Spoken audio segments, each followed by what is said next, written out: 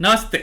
नमस्ते दीदी, नमस्ते भैया, क्या हाल चाल। अब हम धीरे धीरे ना सेल्फ की तरफ बढ़ते चले जाएंगे। बहुत सारे लोग हैं जो वीडियो बनाते हैं एंड्रयू टेट इन सब पे। I have mentioned a lot of things in their. अब उनको धीरे धीरे मुझे लेआउट भी करना जरूरी बनता है। तो आज हम स्टार्ट कर रहे हैं पहले चरण से, जिसे कहते हैं इंट्रोस्पेक्शन। आपने 100% सुना हुआ इंट्रोस्पेक्शन के बारे में, बहुत सुना हुआ है इंट्रोस्पेक्शन। अपने साथ बैठो, चीजों के बारे में सोचो, डाटा डाटा डाटा।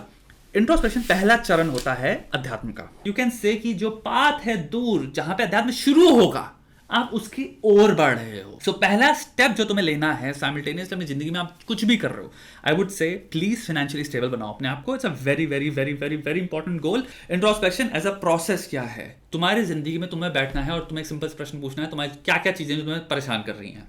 फर्स्ट चीज, what are the things that are troubling you. अब तुम्हें दिमाग बंद करके एक डिटेक्टिव मोड ऑन करना है। जैसे तुम्हारे पास क्राइम सीन है, यार ये चीज़ है, ये भावना मुझे बहुत परेशान करती है। अब वो मुठबाजी हो सकती है, वो प्रेम हो सकता है, वो पढ़ाई ना कर पाना हो सकता है, वो प्रोक्रास्टिनेशन हो सकता है, वो कुछ भी हो सकता है। तो इंट्रोस्पेक्शन कुल मिला के हो गया सेल्फ एनालिसिस। अभी हम जो बात कर रहा हूं मैं, ये होता है तुम्हें प्रैक्टिस करना सीखना है। ये इंट्रोस्पेक्शन का भी एक गोल होता है। वो गोल जब तुम अचीव कर लोगे तो तुम्हारा पहला द्वार खत्म हो जाएगा। यानी कि ये तुमने एक सुपर पावर जनरेट कर ली, अब इसको यहां पे रखो। फिर एक सेकंड सुपर पावर होगी। इन दो सुपर पावर के मिलने के बाद अध्यात्म शुरू होता है। अभी हम बात कर रहे हैं पहले स्टेप से। तुम्हें अपने साथ बैठना है और तुम्हें इन्वेस्टिगेट करना है पूरा एपिसोड है क्या, कहां चीज शुरू हुई, क्या होता है, किस पॉइंट में चीजें खराब हो जाती हैं, क्या ये जो पॉइंट है एक पैटर्न में है। यानी कि मैं रोज अगर देखता हूं तो मैं यहां तक चीजें सही चली थी, फिर यहां पे अपने आपको धोखा देता हूं। किसी भी चीज में आप देख सकते हो, ये दोस्ती से लेके पैसे को लेके, पैसा को बुरी तरह से खर्च कर देने को लेके, हर एक चीज में आपको एक चीज समझना है। अगर आप अपने अंदर अध्ययन करने लग गए, अपने आपको जानने लग गए, तो आपको पता चलेगा आप में बहुत सारे पैटर्न्स हैं। अगर आप इसको बार बार करते रहते हो और बहुत लेवल पे प्रैक्टिस करते हो, तो आप एक ऑब्जेक्टिविटी धीरे धीरे पैदा करने लग जाते हो। सोचना इसके बारे में। ऑब्जेक्टिविटी यानी कि आपके जो भी जीवन है, जो भी तुम्हारा नाम है, जो भी तुम्हारी जिंदगी है, जो भी तुम्हारा बिहेवियर है, और तुम एक हल्के से लेवल पे एक कॉन्शियसनेस डेवलप करने लग जाते हो, जो उसको ऑब्जेक्टिवली देखने लग जाती है। और जितना ज्यादा तुम इंट्रोस्पेक्शन करते चले जाओगे, उतना ज्यादा तुम्हारे अंदर एक सेल्फ अवेयरनेस भी कह सकते हो उसके अंदर आने लग जाती है, कि तुम अपने आप को एक दूसरे इंसान की तरह देखने लग जाते हो। तो तुम्हारा पहला गोल होता है कि अपने साथ जिंदगी में जो भी प्रॉब्लम्स हैं उनके साथ बैठो और देखना स्टार्ट करो what is the progression of behaviour. Then उस प्रोग्रेशन में त्राही कहां हो रही है, ट्रेजेडी, और उस ट्रेजेडी में पैटर्न है कि नहीं है। और फिर वो जब पैटर्न तुम्हें देखने लग जाएगा, तब तुम क्या करोगे, जितना ज्यादा तुम इसको प्रैक्टिस करते जाओगे और जितनी ज्यादा चीजों में प्रैक्टिस करोगे, फील्ड्स में अपनी जिंदगी की। मैं जब अपने दोस्तों से बातें करता हूं, जब मैं सोशली में बातें कर रहा होता हूं, मैं जब ग्रुप में बातें कर रहा होता हूं, तो क्या चीजें हैं जिनकी वजह से चीजें ऑकवर्ड हो जाती हैं, क्या चीजें हैं कि मैं बोल नहीं पाता हूं, वो जब चीज हो रहा था मैं कर क्यों नहीं पाया। अब यहाँ पे बहुत सारे लोग कहेंगे कि भाई ये तो मैं करता हूं 100%, यार मेरे साथ होता है ये। तुम जो कह रहे हो वो है ओवर थिंकिंग। ओवर थिंकिंग में तुम डूबे हुए हो एक इवेंट के अंदर। तुम क्या महसूस किए, उस भावना ने तुम्हें ओवर थिंकिंग में डुबा दिया। तो तुम बार बार सोच रहे हो उससे मुझे कितनी चोट पहुंची, वो चीज से मुझे कितना बुरा लगा, उस इंसान ने जो फील किया मुझे और कितना बुरा लगा। हर जो जजमेंट या कंक्लूजन तुम फॉर्म कर रहे हो, उससे तुम्हें क्या होता है, चोट। इससे जो हुआ, इससे मुझे कितना बुरा, चोट। क्या वो मेरे इंसान मेरे बारे में बहुत बुरा सोचता है, चोट। ओवर थिंकिंग बहुत ही डीपली नेगेटिव प्रोसेस है, जिसका सेल्फ अवेयरनेस से कोई रिश्ता नाता नहीं है। दोनों चीजें अलग हैं। तो अगर तुम ये सोचते हो कि ओवर थिंकिंग इंट्रोस्पेक्शन है, बिल्कुल गलत सोच रहे हो। एक में आप क्राइम सीन को विजिट कर रहे हो एज अ डिटेक्टिव, जिसका कोई क्राइम सीन से लेना देना नहीं था, वो नोट्स लेने आया और प्रॉब्लम को सॉल्व करने आया है। दूसरे में आप क्राइम सीन के हॉरर को रिविजिट कर रहे हो। Over thinking is emotionally revisiting, reliving the horrors of that tragedy. एक पर्सनालिटी ट्रेट जिसका रीजन है, जिसकी वजह से कुछ लोगों में ओवर थिंकिंग बहुत ज्यादा होती है, उसको कहते हैं न्यूरोटिसिज्म, जिसके बारे में आप पढ़ सकते हैं। आप अपना पर्सनालिटी टेस्ट भी ले सकते हो, बिग 5 पर्सनालिटी टेस्ट, और आप टेस्ट कर सकते हो आपका न्यूरोटिसिज्म क्या है। सेल्फ अवेयरनेस होती है कि आप उस क्राइम सीन को विजिट करते हो, आप कहते हो ठीक है भाई, इमोशनली नहीं देखूंगा मैं तो डिटेक्टिव हूं, क्या गलतियां हुई यहां पे। अगर लेट्स जस्ट से सिर्फ एक इंटरेक्शन हुआ है दो लोगों के बीच में, आप एक ग्रुप में तुम बैठे हुए थे और तुम्हारा परफॉर्मेंस खराब रहा, और तुम उसको रिविजिट करते हो अपने दिमाग में, ये चीज यहां पे ये खराब रही, ये पे यहां पे ये हुआ, यहां पे ये हुआ, ठीक है, क्या मैं ये बार बार करता हूं, पैटर्न। तीसरा, हो सकता है तुम इसको फिलोसॉफिकली भी देख पाओ, क्या इससे कोई फर्क पड़ता है जिंदगी में on a very long term scale? Does it even fucking matter? क्या मुझे बुरा फील करने की जरूरत है? जो कि मेरा इमोशनल साइड कह रही है करो करो करो करो करो करो करो। इट इज रेवोल्यूशनरी ऑलमोस्ट, अगर तुम ये फिल्टर ऐड कर पाओ। कई लोग के अंदर होता है, कर पाते हैं, तो आप क्या करते हो उसको इसको आओ ऑल्टरनेटिव पर्सपेक्टिव में कैसे देख सकता हूं मैं। अब अगर मेरे को कोई चीज हुई जैसे मुझे बुरा लग रहा है, तो मैं अपने आप को माफ भी कर पाऊं, वो पर्सपेक्टिव है। मैं उस चीज को एक लॉन्ग टर्म स्केल में जब मैं देख पाऊं और मैं देखूं इस चीज का actual effect long term in the grand scheme of life है ही नहीं। ये तो मैं इतने ज्यादा माइक्रोस्कोपिक पर्सपेक्टिव से देख रहा था इसको, तो मुझे लग रहा प्रॉब्लम इतनी बड़ी है, पर जब मैं अपना पर्सपेक्टिव बदल देता हूं, प्रॉब्लम इतनी बड़ी है ही नहीं। My life is actually better the moment I open up all the factors मेरी लाइफ में दैट मैटर, एंड देन एक कंपैरेटिवली मैं एनालिसिस ड्रॉ करता हूं, and I realise I am doing very well in lot of factors of my life, but मैं इसको repair कर सकता हूं। तो ये आपके पर डिपेंड करता है कि आप अपने दिमाग से अगर ये इंट्रोड्यूस कर सकते हो पर्सपेक्टिव देखने वाली चीजें, कि अपनी लाइफ में जो भी चीजें खराब हो रही हैं, पहले इंट्रोस्पेक्शन के द्वारा आप क्राइम सीन पे जाते हो, उसको बिल्कुल मैप आउट कर देते हो डिटेक्टिव की तरह।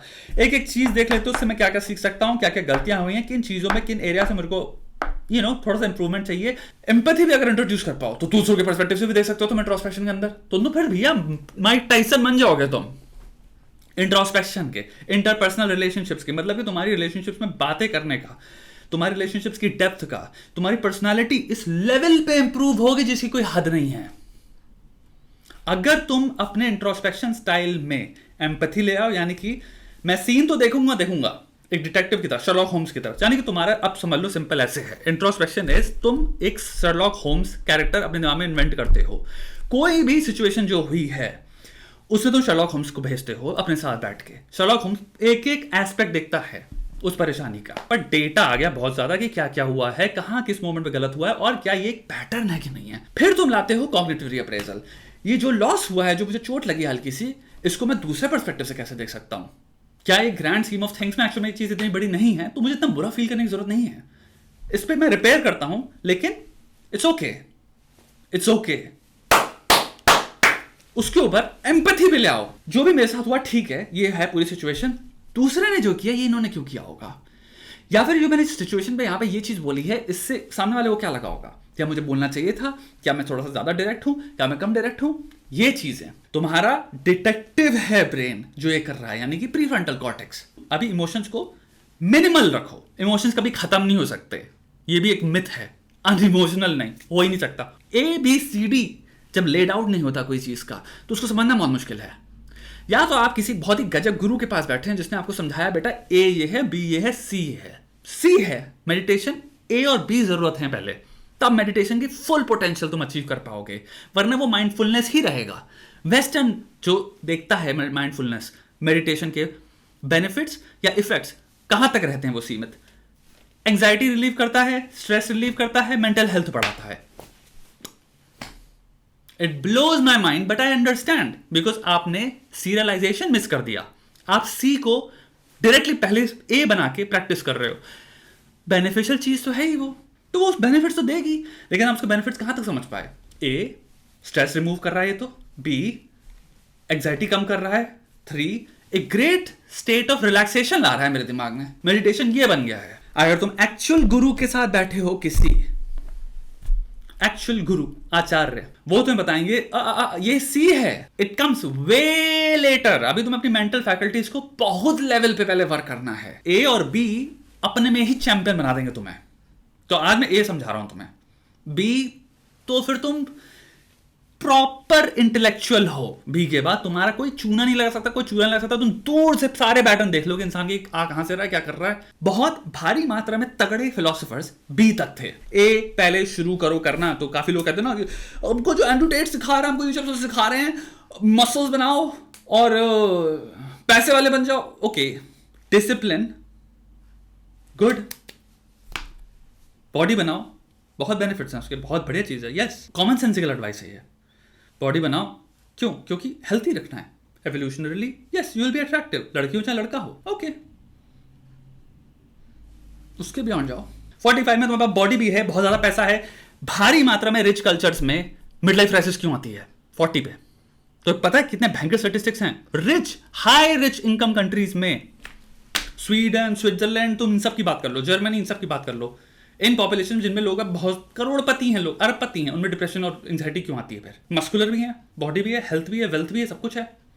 अगर यही सॉल्यूशंस थे तो अराइवल फैलेसी टर्म क्यों एग्जिस्ट करता है? क्योंकि तुम्हें ये जो मैं बता रहा हूं इससे शुरू करना है। ये हार्ड है। जितना भयंकर लेवल पे तुम इंट्रोस्पेक्शन प्रैक्टिस करते जाओगे, तुम धीरे धीरे एक एबिलिटी डेवलप करते चले जाओगे। थैंकफुली साइकोलॉजी ने इसका वर्ड दे रखा है। हमारे यहाँ पे गुरु और शिष्य में बहुत अरसों से 5,000 साल से सिखाया जा रहा था, अलग अलग जगहों पे। ऊपर शैविज्म में अलग, नीचे अलग, शक्तिज्म में अलग, त्रिका में अलग, तुम्हारे अलग अलग मेडिटेशन सिस्टम्स में ये सिखाया जा रहा था। वो है तुम्हें पहले अपनी मेंटल फैकल्टीज डेवलप करनी है। इसलिए उपनिषद को क्या कहते हैं? गुरु के चरणों पे बैठ के शिक्षा लेना। वो एबिलिटी है अपने दिमाग से अपने आप को देख पाना। साइकोलॉजी में इसको बहुत ऊपर रखा जाता है। इसको साइकोलॉजी टर्म कहते हैं metacognition.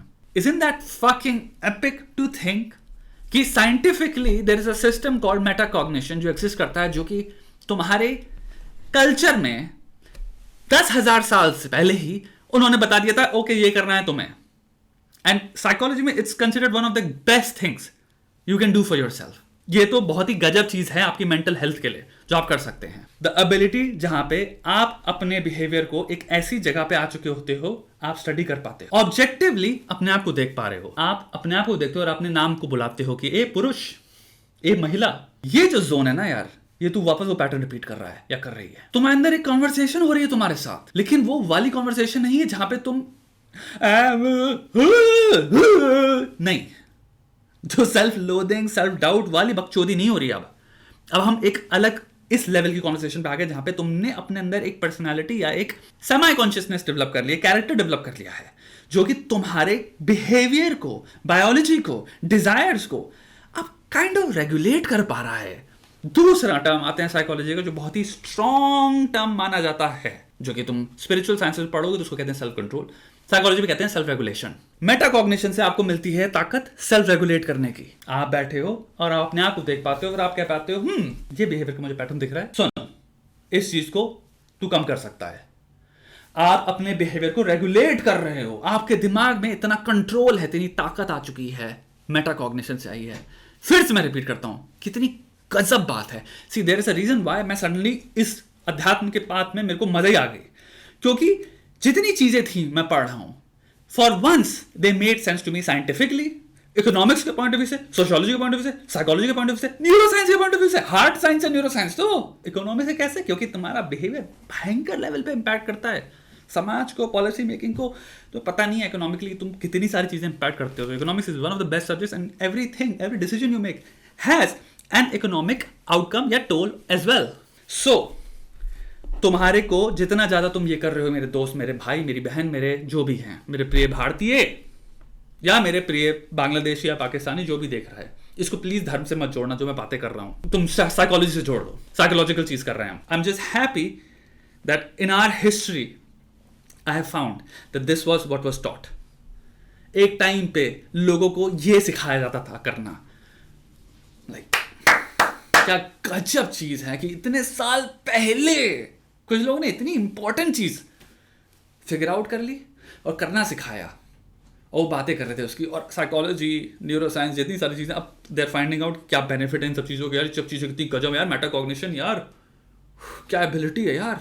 O that's why I like this path, I love this path. It's practical philosophy जो कि सेल्फ के बियॉन्ड जा रही है। ये इतनी कॉमन चीजें हैं, कितने सारे बिलियनर्स हैं, कितने सारे मल्टी बिलियनर्स हैं, कितने सारे लोग वो सब खुद ही कहते रहते हैं यार पैसे से कोई फायदा नहीं मिला हमें जिंदगी में। अराइवल फैलेसी, लॉजिकल फैलेसीज के अंदर आती है सारी चीजें। पैसा कमा लो, लड़की कर लो, बॉडी बना दो, सब खुश हो गया। तुम लिटरली अराइवल फैलेसी को डिस्क्राइब कर रहे हो। सबसे पहले ए पे हो, इंट्रोस्पेक्शन से शुरू करो चच्चो, it will take time, but I promise you जितना ज्यादा करोगे, जितना ज्यादा करोगे, जितना ज्यादा करोगे, मेटाकॉग्निशन डेवलप एक टाइम पे कर लोगे तुम।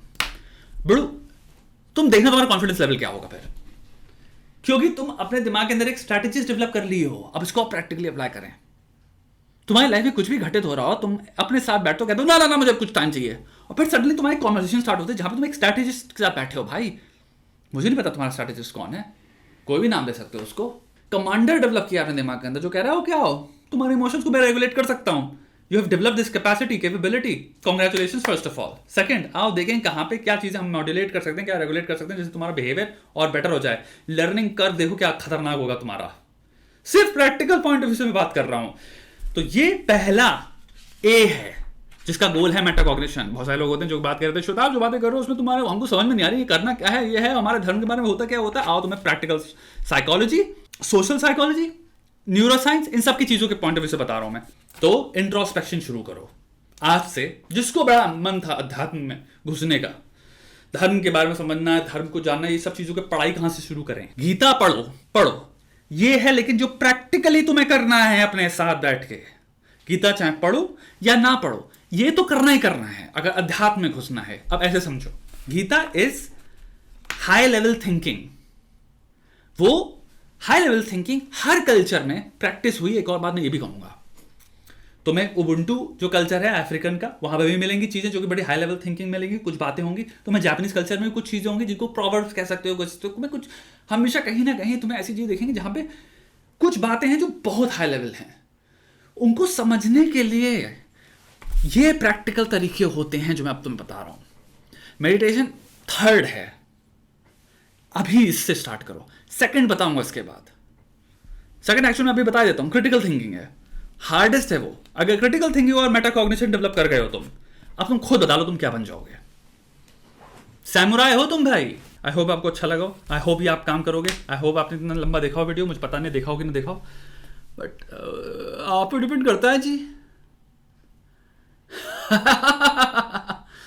नमस्ते।